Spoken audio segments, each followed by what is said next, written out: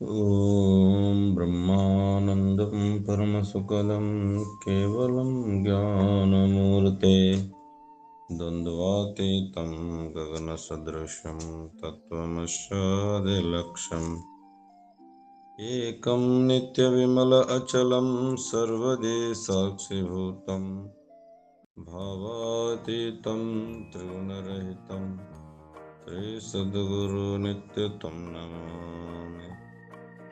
महायोगपीठे तटे भीमरत्यम् वरं पुण्डलीकाय दातो मुनीन्द्रे समागततिष्ठन्तमहानन्दकन्दम् परब्रह्मलिङ्गं भजे पाण्डुरङ्गाकरु प्रथमनमन दुसरे चरणा संताचिया चांचक्रपादाने कथेचा विस्तार बाबाजी सद्गुरु दास तुका नमो ज्ञानेश्वरा नमो ज्ञानेश्वरा निवृत्ति उधार सोपान देवा मुक्ताबाई नमो त्रिभुवन पावनी आद्यात्री जननी देवांचिये नमो सद्गुरु तुकिया ज्ञान दीपा नमो सद्गुरु सच्चिदानंद रूपा नमो सद्गुरु भक्त कल्याण मूर्ते नमो सद्गुरु भास्करा पूर्ण कीर्ते गुरुर्ब्रह्मा गुरुर्विष्णु गुरुर्देवो महेश्वरा गुरुर्साक्षात् परब्रह्मा तस्मै ಶ್ರೀ ಗುರುವೇ ನಮಃ. ಪ್ರಥಮದಲ್ಲಿ ಭಗವಂತನ ಶ್ರೀಚರಣಗಳಿಗೆ ಅನಂತ ನಮನವನ್ನು ಸಲ್ಲಿಸಿ ಯಾವ ಅದ್ವೈತ ಸಂಪ್ರದಾಯದ ಕಳಶಪ್ರಾಯರಾಗಿರುವಂತಹ ಸಮಸ್ತ ಗುರುವರ್ಯರ ಚರಣಗಳಲ್ಲಿ ಅನಂತ ದಂಡವತ ನಮನವನ್ನು ಸಲ್ಲಿಸಿ ನಮ್ಮ ಉದ್ಧಾರಕರ್ತರಾಗಿರುವಂತಹ ಶ್ರೀ ಗುರುಗಳು ಸಮರ್ಥ ಸದ್ಗುರುಗಳ ಚರಣಲ್ಲಿ ಅನಂತ ನಮನವನ್ನು ಸಲ್ಲಿಸಿ ಯಾವ ಬೆಳಗಿನ ಜಾವ ಶ್ರವಣಕ್ಕೆ ಉಪಸ್ಥಿತರಿರುವಂಥ ಎಲ್ಲ ಸಂತರೇ ಮಹಂತರೇ ಸಿದ್ಧ ಸಾಧಕರೇ ತಾಯಂದಿರೇ ತಮ್ಮೆಲ್ಲರ ಚರಣಗಳಲ್ಲಿಯೂ ನಮನವನ್ನು ಸಲ್ಲಿಸುತ್ತಾ ನಿನ್ನೆ ದಿನ ರಾಜ ದುರ್ಯೋಧನ ಗುರುವಿನ ಹತ್ತಿರ ಹೋಗಿ ತನ್ನ ವೇದನೆಯನ್ನು ತೊಡೆದುಕೊತಾನೆ. ಅವರ ಸೈನ್ಯವನ್ನು ನೋಡಿ ಭಯಭೀತನಾಗಿರುವಂಥ ದುರ್ಯೋಧನ. ಏಕೆಂದರೆ ಮನುಷ್ಯನಲ್ಲಿ ನಾವು ಮಾಡಿರುವಂಥ ತಪ್ಪುಗಳಿದ್ದರೆ ಮನುಷ್ಯನಿಗೆ ಭಯ ಪ್ರಾರಂಭ ಆಗ್ತದೆ. ಹಾಗಾಗಿ ದುರ್ಯೋಧನ ಗುರುವಿನ ಹತ್ತಿರ ಹೋಗಿ ತನ್ನ ಶಿಷ್ಯರ ಮತ್ತು ಗುರುವಿಗೆ ಅಣಕು ಮಾತನ್ನು ಮಾತಾಡಿ, ನೋಡಿ ನಿಮ್ಮ ಶಿಷ್ಯ ಹೇಗೆ ಶಿಸ್ತಿನಿಂದ ಸೈನ್ಯವನ್ನು ನಿಲ್ಲಿಸಿದ್ದಾನೆ. ಆ ಶ್ರೇಷ್ಠ ಶಿಷ್ಯ ಗುರು ದೃಷ್ಟದಮ್ಮನಿಗೆ ಗುರುಗಳು ಭೇದ ಮಾಡದೆ ವಿದ್ಯೆಯನ್ನು ಕಲಿಸಿದ್ರು ಅಂತ ನಿನ್ನೆ ಮಹಾರಾಜರವರೆಲ್ಲ ಬಹಳ ಸುಂದರವಾಗಿ ಹೇಳಿದರು. ಗುರು ಹೇಗಿರ್ತಾನಪ್ಪ ಅಂತ ಹೇಳಿದ್ರೆ ಎಲ್ಲರನ್ನ ಸಮನಾಗಿ ಕಾಣ್ತಿರ್ತಾನೆ. ಸಮನಾಗಿ ಕಾಣುವನು ಗುರು. ಯಾಕಂದ್ರೆ ಗುರು ಶ್ರೋತ್ರಿಯ ಬ್ರಹ್ಮನಿಷ್ಠನಾಗಿದ್ದ. ತನ್ನ ಸ್ಥೂಲ ಶರೀರವನ್ನು ಯಾರು ಪ್ರಾರಬ್ಧಕ್ಕನುಸಾರವಾಗಿ ಅದನ್ನು ಯಾರಾದರೂ ಹತ ಮಾಡಲಿ ಅದರ ಬಗ್ಗೆ ವಿಚಾರ ಮಾಡದೆ ಗುರು ತನ್ನ ಶಿಷ್ಯನಿಗೆ ಅತೀವ ಪ್ರೇಮದಿಂದ ವಿದ್ಯೆಯನ್ನು ಕಲಿಸಿರ್ತಾನೆ. ದೃಷ್ಟದಮ್ನವನು ಗೊತ್ತಿರ್ತದೆ, ದೃಷ್ಟದಮ್ನೇ ಗುರುವಿನ ಹಂತಕ ಅಂತ ಹೇಳಿ. ಆದರೂ ಸಹ ಗುರು ಆತನಲ್ಲಿ ಭೇದ ಮಾಡದೆ ತನ್ನಲ್ಲಿರುವಂಥ ವಿದ್ಯೆಯನ್ನು ಕಲಿಸುವಂತ ಕೆಲಸ ಗುರುವಿನದು. ಅಂತ ಸಮರ್ಥ ಸದ್ಗುರು ಎಲ್ಲರಿಗೆ ಸಮನಾಗಿ ವಿದ್ಯೆ ಕಲಿಸಿರುವಂತ ಗುರುಗಳ ಹತ್ತಿರ ಹೋಗಿ ಇವತ್ತು 4ನೇ ಮಾತನ್ನು ಹೇಳ್ತಾನೆ. ಅತ್ರ ಶೂರಾ ಮಹೇಶ್ವಾಸ ಭೀಮಾರ್ಜುನ ಸಮಾಯುಧಿ ಯುಯುಧಾನೋ ವಿರಾಟಶ್ಚ ದ್ರುಪದಶ್ಚ ಮಹಾರಥಃ. ಯಾವ 4ನೇ ಶ್ಲೋಕದಲ್ಲಿ ಏನ್ ಹೇಳ್ತಾರೆ ಅಂದ್ರೆ, ಅತ್ರ ಶೂರ ಮಹೇಶ್ವಾಸ ಭೀಮಾರ್ಜುನ ಸಮಾಯುಧಿ ಯುಯುಧಾನೋ ವಿರಾಟಶ್ಚ ದ್ರುಪದಶ್ಚ ಮಹಾರಥಃ. ಅತ್ರ ಶೂರ ಇತಿ अनेक ही असाधारण जे शास्त्रास्त्री प्रवीण क्षात्र धर्मी निपुण वीर आहाती जे बले प्रौढी पौरुखे भीमार्जुन सारिखे ते सांगेन कौतुके प्रसंगेचे येद युयुधान सुभट आला असे विराट महारथी ಶ್ರೇಷ್ಠ ದ್ರುಪದ ವೀರ. ಇನ್ನು ಅದೆಷ್ಟು ಶಸ್ತ್ರಾಸ್ತ್ರ ಶಾರದ ಅಂದ್ರೆ ಶಸ್ತ್ರಾಸ್ತ್ರ ಪ್ರಾವೀಣ್ಯ ಹೊಂದಿರುವವರು, ಕ್ಷಾತ್ರ ಧರ್ಮ ನಿಪುಣರು, ದೊಡ್ಡ ದೊಡ್ಡ ಪರಾಕ್ರಮಿಗಳು ಇದ್ದಾರೆ. ಆ ಸೈನ್ಯದ ಬಗ್ಗೆ ತನ್ನ ಗುರುವಿನ ಹತ್ರ ಏನು ಮಾತಾಡ್ತಾ ಇದ್ದಾನೆ ನೋಡಿ. ದೊಡ್ಡ ದೊಡ್ಡ ಪರಾಕ್ರಮಿಗಳು, ಶಾಸ್ತ್ರಜ್ಞ ವೀರರು, ಅದೆಷ್ಟೋ ಕ್ಷಾತ್ರ ಧರ್ಮ ನಿಷ್ಠರು ಅಂತ ಹೇಳಿದ್ರೆ, ಕ್ಷತ್ರಿಯ ಧರ್ಮದಲ್ಲಿ ನಿಷ್ಠೆ ಇರ್ತದೆ, ಅದನ್ನು ಬಿಟ್ಟು ಹೋಗುವುದಿಲ್ಲ. ಅಂದ್ರೆ ಅದರ ಅರ್ಥ ಇವರು ಯುದ್ಧ ಭೂಮಿಯಿಂದ ಮರಳದೆ ತಮ್ಮ ಕೆಲಸವನ್ನು ನಿಷ್ಠೆಯಿಂದ ಮಾಡುವರು, ಪರಾಕ್ರಮಿಗಳು. ಅಲ್ಲದೆ ಬಲದಿಂದಲೂ ಯೋಗ್ಯತೆಯಿಂದಲೂ ಪುರುಷಾರ್ಥರಿಂದಲೂ ಭೀಮಾರ್ಜುನರನ್ನು ಸರಿಗಟ್ಟುವ ಮಹಾವೀರರ ಇನ್ನೆಷ್ಟು ಜನರಿದ್ದಾರೆ ನೋಡ್ರಿ. ಅವರನ್ನು ಹೊಗಳ್ತಾರೆ. ಯೋಗ್ಯತೆಯಿಂದಲೂ ಪುರುಷಾರ್ಥರಿಂದಲೂ ನೋಡ್ರಿ. ಪುರುಷರಿಗೆ ಅರ್ಥ ಯಾವ 4 ಪುರುಷಾರ್ಥ ನಾವು ನಿನ್ನೆ ವಿಚಾರ ಚಂದ್ರೋದಯದಲ್ಲಿ ಮಾತಾಡಿದ್ದೆವು. ಹೀಗೆ 4 ಪುರುಷಾರ್ಥಗಳ ಯುಕ್ತರಾಗಿರುವಂತ ಕುಂತಿನಂದನರು ಏನು 5 ಜನ ಇದ್ರು, 5 ಜನ ಪುರುಷಾರ್ಥರಿಂದ ಯುಕ್ತರಾಗಿದ್ರು. ಭೀಮಾರ್ಜುನರನ್ನು ಸರಿಗಟ್ಟುವಂತ ಮಹಾವೀರರೆನ್ನೆಷ್ಟೋ ಜನರಿದ್ದಾರೆ. ಇನ್ನೆಷ್ಟೋ ಜನರಿದ್ದಾರೆ ಅಲ್ಲಿ. ಅವರೆಲ್ಲರನ್ನೂ ಪ್ರಸಂಗಾನುಸಾರವಾಗಿ ಮಣ್ಣಿಸುತ್ತೇನೆ, ಅವರೆಲ್ಲರನ್ನು ಹೇಳ್ತೀನಿ ನೋಡು ಅಂತ ಹೇಳಿ ಅವರ ಹೆಸರನ್ನ ಕೂಗ್ತಾನೆ. ಮತ್ತು ಈ ಸಂಗ್ರಾಮಕ್ಕೆ ಬಂದಂತ ಮಹಾವೀರನಾದ ಯುಯುಧಾನ ರಾಜನು, ವಿರಾಟ ಭೂಪನು, ಶ್ರೇಷ್ಠ ಮಹಾರಥಿಯಾದ ದ್ರುಪದನು ರಾಜನು ಬಂದಿರುವರು. ಅವರ ಹೆಸರನ್ನು ಹೇಳ್ಕೊತ ಹೋಗ್ತಾನೆ. ಈಗ ಅವರ ಹೆಸರುಗಳನ್ನ ಕೂಗ್ತಾನೆ. ಇಂತಿಂತ ರಾಜರೆಲ್ಲರೂ ಬಂದವರ ಅಂತ ಹೇಳ್ತಾನೆ. ತಾತ್ಪರ್ಯ ಇಲ್ಲಿ ಪುರುಷಾರ್ಥ ಅಂತ ಶಬ್ದ ಬಂತು ನೋಡ್ರಿ. ಪುರುಷರಿಗೆ ಅರ್ಥ ಯಾವುದು? ಪುರುಷಾರ್ಥ ಯಾವುದಕ್ಕೆ ಪುರುಷಾರ್ಥ ಅಂತೀವಿ? ಪುರುಷಾರ್ಥ ಅಂತ ಹೇಳೋಣ, ನಾವು ಎಲ್ಲರೂ ಪುರುಷ ಇಚ್ಛಾ ವಿಷಯಿ. ಪ್ರತಿಯೊಬ್ಬ ಪುರುಷರಿಗೆ ಏನ್ ಇಚ್ಛೆ ಅದ್ರಿ? ಪ್ರತಿಯೊಬ್ಬ ಭೂಮಿ ಮೇಲೆ ಬಂದಿರುವಂತ ಮಕ್ಕಳು, ಕುಂತಿ ತಾಯಿ ಮಕ್ಕಳು ಪುರುಷಾರ್ಥವನ್ನು ತಿಳ್ಕೊಂಡಿದ್ರು. ಮಿಕ್ಕಿದವರಿಗೆ ಯಾಕೆ ತಿಳಿಲಿಲ್ಲ? ಸೂಕ್ಷ್ಮ ಅದು. ಈಗ ನಾವು ನೀವೆಲ್ಲರೂ ಏನೋ ಪುಣ್ಯ ಮಾಡಿದೀವಿ ಅಂತ ಹೇಳಿ ಈ ಪುರುಷಾರ್ಥದ ವಿಷಯ ಕಡೆ, ಇಂಥ ಗ್ರಂಥದ ಕಡೆ ನಾವೆಲ್ಲರೂ ಹೊರಡ್ತಿದ್ದೀವಿ. ಮನುಷ್ಯನಲ್ಲಿ ಒಂದಿಷ್ಟು ನಿಷ್ಕಾಮ ಪುಣ್ಯ ಇತ್ತು ಹಿಂದಿನ ಜನ್ಮದಂದ್ರೆ ಇಂಥವೆಲ್ಲ ಸಿಗ್ತಾವ, ಪ್ರಾಪ್ತಿ ಆಗ್ತಾವ. ಇಲ್ಲಾಂದ್ರೆ ಪ್ರಾಪ್ತಿ ಆಗಲ್ಲ. ಪುರುಷರ ಇಚ್ಛೆ ಏನ್ರಿ? ಪ್ರತಿಯೊಬ್ಬ ಪುರುಷನ ಇಚ್ಛೆ ಮೋಕ್ಷ. ಮೋಕ್ಷ ಅಂದ್ರೆ ಯಾವುದು? ಮೋಕ್ಷ ಅಂದ್ರೆ ಸರ್ವ ದುಃಖಗಳ ನಿವೃತ್ತಿ ಅಂತ ನಿನ್ನೆ ಹೇಳಿದನು. ಯಾವುದಕ್ಕೆ ಮೋಕ್ಷ ಅಂತಾರ್ರಿ? ಮೋಕ್ಷ ಅಂದ್ರೆ ಯಾವುದು ಅಂತ ಹೇಳ್ತಾ ಬಂದಾಗ, ಸರ್ವ ದುಃಖದ ನಿವೃತ್ತಿ ಅಂದ್ರೆ ಎಲ್ಲಾ ದುಃಖಗಳ ನಿವೃತ್ತಿ, ಪರಮಾನಂದ ಪ್ರಾಪ್ತಿ.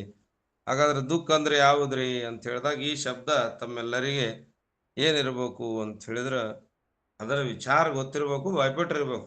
ಅಜ್ಞಾನ ಮತ್ತು ಜನ್ಮ ಮರಣಾದಿಗಳ ದುಃಖ ಅಂದ್ರೆ ಯಾವ್ದಾಗತ್ತಾರೆ? ಎಲ್ಲಾ ದುಃಖಗಳ ನಿವೃತ್ತಿ ಅಂತ ಹೇಳಿದ್ರೆ ಅಜ್ಞಾನ.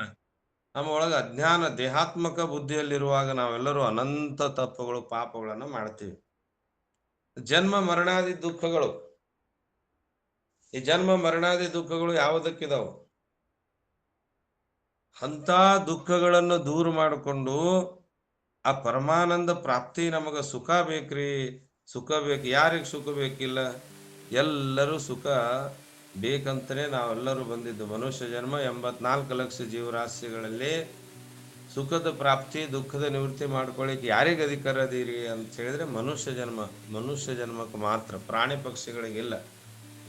ಪ್ರಾಣಿ ಪಕ್ಷಿಗಳು ಏನ್ ಮಾಡ್ತಾವು ಅಂದ್ರೆ ತಮ್ಮ ದಿನವನ್ನ ಕಳೀಲಿಕ್ಕೆ ಬಂದವ ಅಷ್ಟೇ, ದಿವಸಗಳನ್ನ ಕಳೀತಾವು. ದೇವತೆಗಳಿಗೂ ಇಲ್ಲ, ಪ್ರಾಣಿ ಪಕ್ಷಿಗಳಿಗೂ ಇಲ್ಲ, ಮನುಷ್ಯನಿಗೆ ಮಾತ್ರ ಶ್ರೇಷ್ಠ. ಅದಕ್ಕೆ ಮನುಷ್ಯ ಜನ್ಮ ಬಹು ದೊಡ್ಡದು, ಹಾಳು ಮಾಡಿಕೊಳ್ಳದಿರಿ ಹುಚ್ಚಪ್ಪಗಳಿರ ಅಂತ ಹೇಳಿದರು. ಹಾಗೆ ನಾವು ಜೀವನದೊಳಗೆ ಪುರುಷಾರ್ಥವನ್ನು ತಿಳ್ಕೋಬೇಕು. ಪುರುಷರ ಅರ್ಥ ಏನ್ರಿ ಅಂದ್ರೆ 4 ನಮ್ಮ ಮಕ್ಕಳಿಗೆ ತಿಳಿಸ್ಬೇಕು, ನಾವು ತಿಳ್ಕೋಬೇಕು. ಜೀವನ ಪರ್ಯಂತ ನಾವು ಏನು ಮಾಡ್ತೀವಿ ಅಂದ್ರೆ ಯುವಕರನ್ನು ಬಿಟ್ಟೇ ಇರ್ತೀವಿ. ಏನ್ರಿ ಯಾವ ಪುರುಷಾರ್ಥ ಅಂದ್ರೆ ಧರ್ಮ. ಕುಂತಿ ತಾಯಿ ತನ್ನ ಮಕ್ಕಳಿಗೆ ಧರ್ಮದಿಂದ ನಡೆಸಿದಳು. ಎಷ್ಟೇ ಕಷ್ಟ ಬರಲಿ ಧರ್ಮ ಬಿಡ್ಲಿಲ್ಲ ಅವರು. ನಮಗೊಂಚೂರು ಕಷ್ಟ ಬಂದ್ರೆ ಸಾಕು, ನಾವು ಧರ್ಮ ಬಿಟ್ಟು ಬಿಡ್ತೀವಿ. ಅನುಕೂಲ ಇದ್ದಾಗ ಭಕ್ತಿ ಮಾಡೋರು ನಾವುಗಳೆಲ್ಲ, ಪ್ರತಿಕೂಲ ಇದ್ದಾಗ ನಾವು ಯಾರು ದೇವರ ಕಡೆ ಹೋಗಲ್ಲ. ಈ ಸಂಸಾರ ಹೆಂಗದಂದ್ರೆ 2 ಶಬ್ದ, ಅನುಕೂಲ ಪ್ರತಿಕೂಲ. ಅನುಕೂಲ ಸುಖ, ಪ್ರತಿಕೂಲ ದುಃಖ. ಅನುಕೂಲ ಇದ್ದಾಗ ನಾವೆಲ್ಲರೂ ಭಕ್ತಿ ಮಾಡೋರು. ಯಾವಾಗ ಪ್ರತಿಕೂಲ ಆಗ್ತದ ನಾವು ದೇವರಿಂದ ದೂರ ಆಗ್ಬಿಡ್ತೀವಿ. ಹಾಗೆ ಪ್ರತಿಯೊಬ್ಬ ತಂದೆ ತಾಯಿ ಕೆಲಸ ಕರ್ತವ್ಯ ಏನು, ಇವತ್ತು ಮಗಳಾಗಲಿ ಮಗ ಆಗಲಿ ಅವರನ್ನ ಏನನ್ನ ಹೇಳ್ಬೇಕು ಅಂತ ಹೇಳಿದ್ರೆ ಈ ಪುರುಷಾರ್ಥಗಳನ್ನ ಕಲಿಸ್ಬೇಕಾಗ್ತದೆ. ಇಲ್ಲಿ ಪುರುಷಾರ್ಥ ಯುಕ್ತವಾಗಿರುವಂತ ಭೀಮಾರ್ಜುನರು ಇಬ್ಬರಲ್ಲಿ ಪುರುಷಾರ್ಥ ಇತ್ತು, 4 ಜನರು ಪುರುಷಾರ್ಥರಿದ್ರು. ಏನ್ರಿ ಪುರುಷ? ಮೊದಲನೇದು ಧರ್ಮ. ಧರ್ಮ ಅಂದ್ರೆ ಒಳ್ಳೆಯತನದಿಂದ ದುಡಿದು. ನೋಡ್ರಿ, ಇದನ್ನ ಹೇಳ್ಬೇಕು ಮಕ್ಕಳಿಗೆಲ್ಲ ನಾವು, ಒಳ್ಳೆಯತನದಿಂದ ದುಡಿಯಪ್ಪ. ನೀ ಯಾವ್ದಾದ್ರೂ ಕೂಲಿ ಕೆಲಸನೇ ಮಾಡು, ಎಂತ ಕನಿಷ್ಠ ಕೆಲಸವನ್ನು ಮಾಡು, ಆ ಕೆಲಸದ ಮೇಲೆ ಶ್ರದ್ಧೆಯಿಂದ ದುಡಿ. ಆ ಕೆಲಸದ ಮೇಲೆ ಏನಿರ್ಬೇಕು? ನಿನಗೆ ಶ್ರದ್ಧೆ ಇರ್ಬೇಕು, ಅದು ಧರ್ಮ. ಇದು ನಾವು ಹೇಳ್ಬೇಕು. ಈಗ ನಾವೇನಾಗಿವ್ ಕಲಿಯುಗದೊಳಗ ಇದರ ಸ್ಥಾನ ಪಲ್ಲಟ ಮಾಡಿಬಿಟ್ಟಿವ್. ಹೆಂಗ ಹೇಳ್ರಿ? ಧರ್ಮ ಅರ್ಥ ಕಾಮ ಮೋಕ್ಷ ಇತ್ತಲ್ಲ, ಇದನ್ನು ಒಂದಿಷ್ಟು ನಾವು ಸ್ಥಾನ ಪಲ್ಲಟ ಮಾಡಿವ್. ಪ್ರಥಮವಾಗಿ ಅರ್ಥ ಇಟ್ಟಿದೀವಿ. ಪ್ರಥಮವಾಗಿ ಅರ್ಥ ಹೆಂಗಾರ ಮಾಡಿ ದುಡ್ಕೋ. ಧರ್ಮದಿಂದ ದುಡ್ಡನ್ನು ಸಂಗ್ರಹ ಮಾಡಂತ ಯಾರು ಹೇಳ್ತಾ ಇಲ್ಲ ನಾವುಗಳೆಲ್ಲ. ಇವತ್ತು ಹೇಗಾದರೂ ಆಗಲಿ ದುಡ್ಡು ಸಿಗಲಿ, ಮೊದಲನೇದು ಅರ್ಥ. ಆ ಅರ್ಥದಿಂದ ಧರ್ಮ ಮಾಡೋದು. ನೋಡ್ರಿ, ದುಡ್ಡಿನಿಂದ ಈಗೆಲ್ಲರೂ ದರ್ಪದಿಂದ ಹೇಳ್ತಾರ ನೋಡಿ, ನಮ್ಮಷ್ಟು ದುಡ್ಡು ಇದ್ರಿ, ನಾವು ಇಷ್ಟು ಕೊಟ್ಟಿದ್ದೀವಿ, ಒಳ್ಳೆ ಕೆಲಸ ಮಾಡ್ತಾ ಇದ್ದೀವಿ, ಆ ಗುರುಗಳಿಗೆ ಇಷ್ಟು ದಾನ ಕೊಟ್ಟಿದ್ದೀವಿ. ಇಂಥ ಕಲಿಯುಗದೊಳಗ ಅಭಿಮಾನ ಅಹಂಕಾರದಿಂದ ಆ ಅರ್ಥ ಯಾವುದೋ ಮೂಲದಿಂದ ದುಡಿದಿರುವಂತ ಅರ್ಥ ಅಲ್ಲ, ಧರ್ಮ ಅರ್ಥ. ನೋಡ್ರಿ, ಈ ಸೂಕ್ಷ್ಮದ ವಿಷಯ. ಧರ್ಮದ ಅರ್ಥ ಇಲ್ಲ ಇವಾಗ, ಯಾವುದೇ ಮೂಲದಿಂದ ದುಡಿದಿರುವಂತ ದುಡ್ಡುಗಳು. ಅದಕ್ಕೆ ತಮ್ಗೆ ಗೊತ್ತಿರಲಿ, ಎಲ್ಲಾ ಕಡೆ ದಿನಂಪ್ರತಿ ಈ ಪೂಜೆಗಳು ನಡೀತಾ ಇದಾವು, ಗುಡಿಗಳಿಗೆಲ್ಲ ದಾನಗಳ ಪೆಟ್ಟಿಗೆ ತುಂಬುತ್ತಾ ಇದಾವು, ಅವೆಲ್ಲವೂ ಕಳ್ಳತನ ಆಗ್ತಾ ಇದಾವು. ಅಷ್ಟೇ ಅಲ್ಲ, ಎಲ್ಲಾ ಕಡೆ ಶಾಸ್ತ್ರಗಳು ಪುರಾಣಗಳು ನಡೀತಾ ಇದಾವು. ಅವು ಯಾರಿಗೆ ಯಾಕೆ ಲಾಭ ಕೊಡ್ತಾ ಇಲ್ಲ? ಸಾರೆ ಯಾಕಿಲ್ಲ ಕೊರಳಲ್ಲಿ?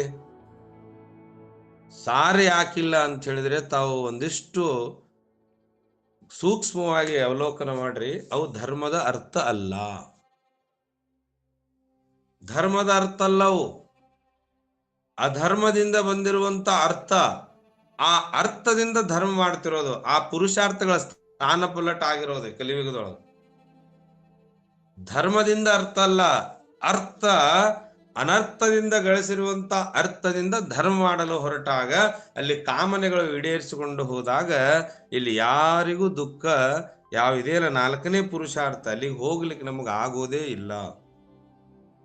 ಅದಕ್ಕಾಗಿ ನಾವೆಲ್ಲರೂ ಏನ್ ಮಾಡ್ತಾ ಇದೀವಿ ಅಂತ ಹೇಳಿದ್ರೆ, ಎಲ್ಲರೂ ಹೇಗಾದ್ರೂ ಮಾಡಿ ಅರ್ಥವನ್ನ ಗಳಿಸೋದು, ಆ ಅರ್ಥದಿಂದ ಸುಖ ಪಡಬೇಕು ಅನ್ನುವಂತ ನಮ್ಮೆಲ್ಲರ ಬಯಕೆ ಆಗಿದೆ.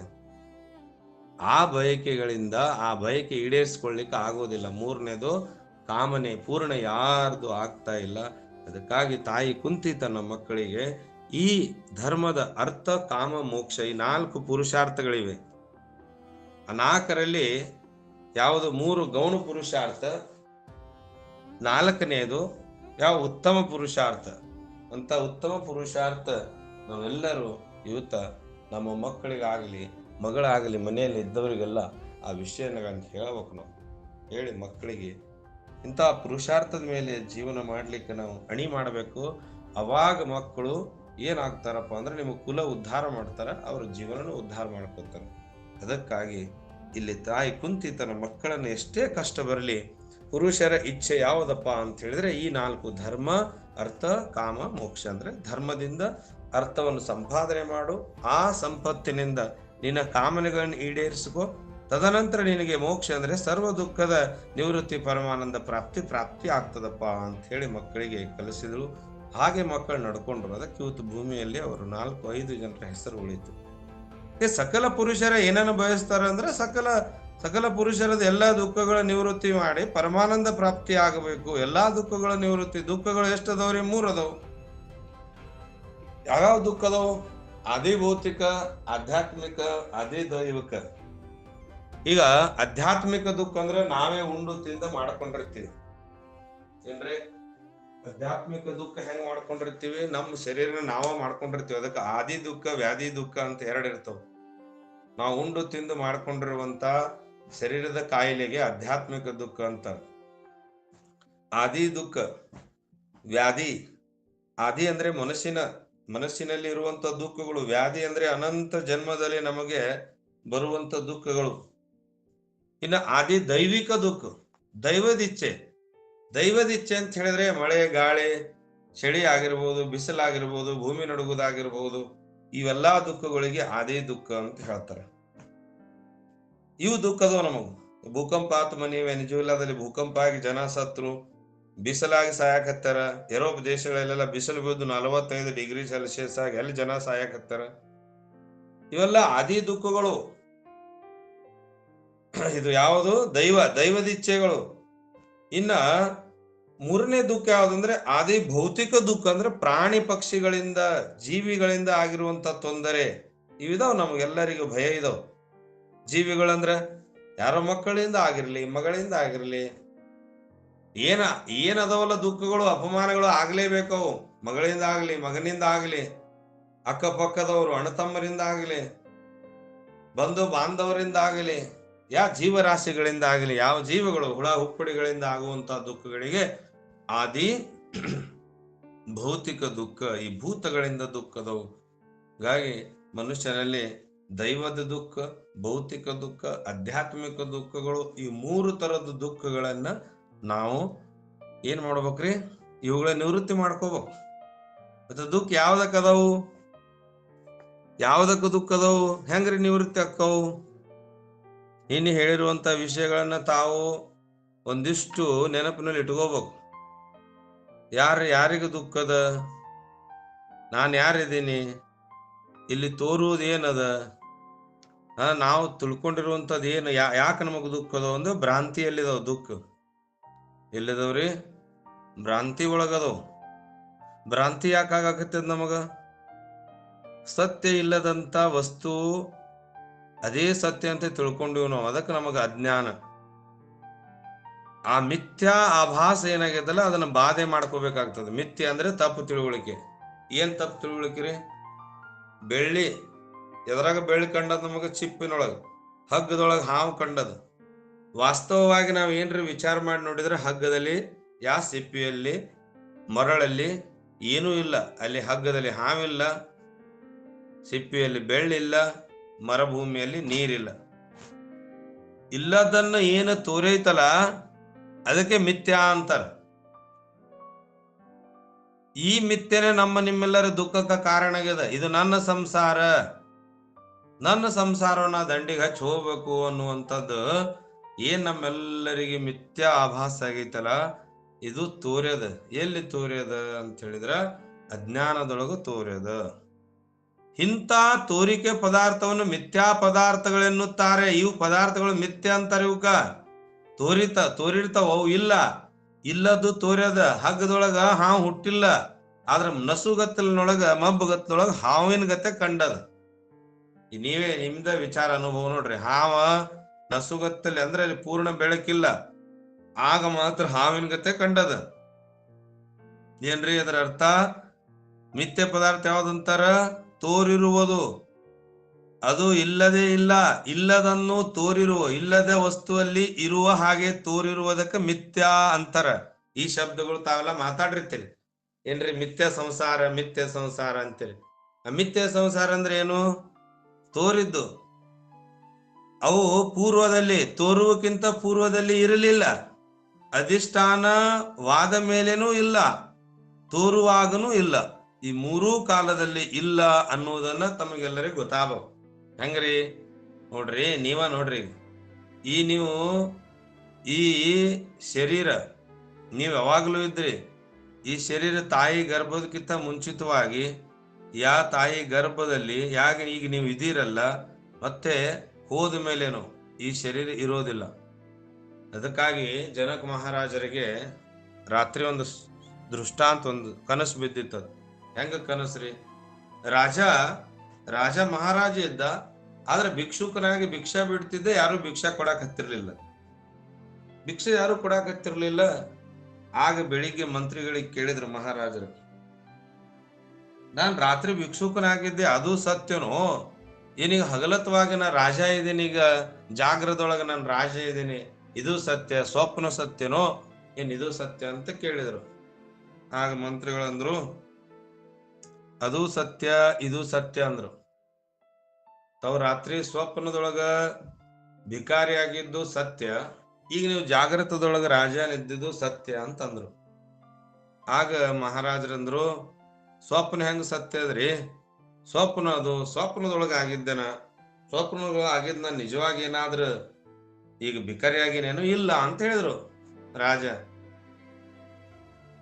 ಹೆಂಗ ನೀವು ಸ್ವಪ್ನದೊಳಗ ಆಗಿರುವಂತದ್ದು ಈಗ ಆಗಿಲ್ಲಲ್ಲ, ಹಂಗ ಈ ಜಾಗ್ರದೊಳಗ ನೀವು ರಾಜ ಇದ್ದೀರಲ್ಲ, ಅದು ಹೆಂಗ ಮಿಥ್ಯ ಅದ, ಇದೂ ಹಿಂಗ ಮಿಥ್ಯ ಅದ. ಮುಂದೊಂದ್ ದಿವ್ಸ ನೀವು ಯಾವಾಗ್ಲೂ ರಾಜರಾಗಿರೋದಿಲ್ಲ.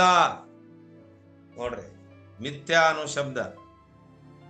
ಅವರೇ ಅಂದ್ರು, ರಾಜರಂದ್ರು, ಇಲ್ಲ ಅದು ಸ್ವಪ್ನ ಇತ್ತು, ಸ್ವಪ್ನದಲ್ಲಿ ನಾನು ಭಿಕಾರಿನಾಗಿದ್ದೆ, ಜಾಗ್ರದೊಳಗ ನಾ ರಾಜ ಇದ್ದೀನಿ ಅಂತ ಹೇಳಿದ್ರು. ಆಗ ಅದು ಹೇಗೆ ಮಿಥ್ಯವೋ ಇದೂ ಸಹ ಮಿಥ್ಯನೇ ಅಂದ್ರೆ ಇವರು. ಜಾಗ್ರದೊಳಗ ನೀನೂ ಸಹ ಮಿಥ್ಯ ಇದೆ ಅಂದ್ರೆ ಈ ಸಂಸಾರನು ನಾವು ನೀವೆಲ್ಲರೂ ಮಿಥ್ಯ. ಒಂದ್ ದಿವ್ಸ ಬಾಧ ಆಗ್ತದ, ಇದು ಈ ಶರೀರ ಬಿದ್ದು ಹೋಗ್ತದ, ಬಿಟ್ಟು ಹೋಗ್ತೀವಿ. ಮತ್ತೆ ನಿತ್ಯ ಯಾವುದು ಅಂತ ಹೇಳಿದ್ರೆ ನಿತ್ಯ ಪರಬ್ರಹ್ಮ ವಸ್ತು ಅದ. ಅಂತ ಪರಬ್ರಹ್ಮ ಸ್ವರೂಪವನ್ನು ನಾವು ತಿಳ್ಕೊಂಡಾಗ ಇಲ್ಲಿ ತೋರಿರುವಂತ ಅಧಿಷ್ಠಾನ, ಅಲ್ಲಿ ನೋಡ್ರಿ ಅಧಿಷ್ಠಾನ ಅಂತ ಶಬ್ದ ನೋಡ್ರಿ. ಏನು ಅಧಿಷ್ಠಾನ? ಆ ಹಗ್ಗದ ಮೇಲೆ ಹಾವು ತೋರ್ಯದ, ಅಲ್ಲಿ ಯಾವ್ದು ಅಧಿಷ್ಠಾನ? ಹಗ್ಗ ಅಧಿಷ್ಠಾನ ಏನ್ರಿ? ಹಗ್ಗ ಅಧಿಷ್ಠಾನ. ಹಂಗ ಈ ತೋರಿರುವಂತ ನಮ್ಮ ನಿಮ್ಮ ಸಂಸಾರ ಪ್ರಪಂಚಕ್ಕೆ ಅಧಿಷ್ಠಾನ ಯಾರು ಅಂದ್ರೆ ಪರಬ್ರಹ್ಮ. ಆ ಪರಬ್ರಹ್ಮ ವಸ್ತುವಿನಲ್ಲಿ ತೋರಿರುವಂತ ಸಂಸಾರ ಇದು ಮಿಥ್ಯ ಅದ ಏನ್ರಿ? ಪರಬ್ರಹ್ಮ ವಸ್ತುವಿನಲ್ಲಿ ತೋರಿರುವಂತ ಸಂಸಾರ ಏನದ? ಮಿಥ್ಯ ಅದ. ಅಂತ ಮಿಥ್ಯತ್ವ ಭಾವ ನಿಮ್ಮಲ್ಲಿ ಈ ಅರಿವು ಆತು, ಜ್ಞಾನ ಆತಂದ್ರಲ್ಲಿ ಏನಾಗ್ತದ? ಈ ನಿಮ್ಮ ಜೀವನ ಇದೇನ ಕಾಣ್ತದಲ್ಲ ಸಂಸಾರ, ಇದು ಬಾಧ ಆಗ್ತದ. ಆ ಬಾಧೆ ಆದಾಗ ಎಲ್ಲವೂ ಪರಬ್ರಹ್ಮ ಸ್ವರೂಪವಾಗಿ ಅನುಭವ ಆಗ್ತದ. ಆಗ ಮನುಷ್ಯ ಪರಮ ಸುಖಿ ಆಕ್ಕನ. ಅಲ್ಲಿ ನನಗ್ ಬೈದ್ರು, ನನಗ್ ಅಪಮಾನ ಮಾಡಿದ್ರು, ನನಗ್ ಹಿಂಗ ಇದು ಮಾಡ್ಲಿಲ್ಲ, ನನಗ್ ಗೌರವ ಕೊಡ್ಲಿಲ್ಲ, ಇವೆಲ್ಲವು ಬಿಟ್ಟು ಹೋಗ್ತಾವ. ಯಾವಾಗ ಬಿಟ್ಟು ಹೋಗ್ತಾವ? ಆ ಅಧಿಷ್ಠಾನ ನಮ್ಗೆ ಆಗ್ಬೇಕು. ಅಧಿಷ್ಠಾನ ಆಗ್ಲಿಲ್ಲ ಅಂದ್ರೆ ನಾವು ದೇಹಾತ್ಮಕ ಬುದ್ಧಿ ಅಂತವ್ರ ಜೊತೆಗೆ ಸೇರ್ಕೊಂಡು ಇನ್ನಷ್ಟು ನಾವು ಏನ್ ಮಾಡ್ಕೋತೀವಿ? ಜೀವನದೊಳಗೆ ದುಃಖ ಮಾಡ್ಕೋತೀವಿ. ಆ ದುಃಖವನ್ನು ನಾವು ನಿಮ್ಗೆ ಯಾವಾಗ ಬಿಟ್ಟು ಹೋಗ್ತದ ಅವಾಗ ನೀವು ಪರಮ ಸುಖಿ ಆಗ್ತೀರಿ.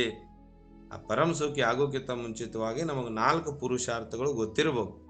ಮಕ್ಕಳಿಗೆ ಆ ಪುರುಷಾರ್ಥ ನಾವು ಸಹ ಆ ಪುರುಷ ಧರ್ಮ, ಅರ್ಥ, ಕಾಮ, ಮೋಕ್ಷ, ಶಿವ ದೇಕತಾ ಪ್ರತ್ಯಕ್ಷ, ಶಿವ ಭೋಲಾ ಚಕ್ರವರ್ತಿ. ನೋಡ್ರಿ ತುಕುಬಾರ ಯಾರು ಹೇಳ್ತಾರ? ಧರ್ಮ, ಅರ್ಥ, ಕಾಮ, ಮೋಕ್ಷ, ಶಿವ ದೇಕತಾ ಪ್ರತ್ಯಕ್ಷ, ಶಿವ ದೇಕತಾ ಪ್ರತ್ಯಕ್ಷ. ಹಂಗ ಈ 4 ಪುರುಷಾರ್ಥ ಯುಕ್ತವಾಗಿರುವಂತ ಭೀಮಾರ್ಜುನರನ್ನು ಕಂಡಿರುವಂತ ದುರ್ಯೋಧನ ಅಲ್ಲೇನ್ ಹೇಳ್ತಾನ ಗುರುವಿನ ಹತ್ರ ಅಂದ್ರೆ, ಇಂಥ ಮಹಾನ್ ವೀರರು ಶೂರರು ಅದಾರ, ಅಂತ ವೀರ ಶೂರರು ಇನ್ನೂ ಬಹಳಷ್ಟು ಜನ ಇದ್ದಾರೆ ಅಂತ ನಾಳೆ ದಿನ ಇನ್ನೂ ಬಹಳ ಜನರ ಬಗ್ಗೆ ಹೇಳ್ಕೊತ ಹೋಗ್ತಾರೆ.